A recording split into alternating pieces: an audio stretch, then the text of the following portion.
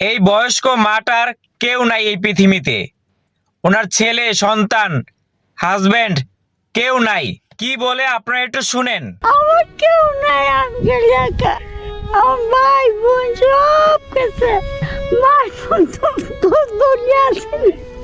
এই বয়স্ক মাটা অনেক কষ্টতে আছে।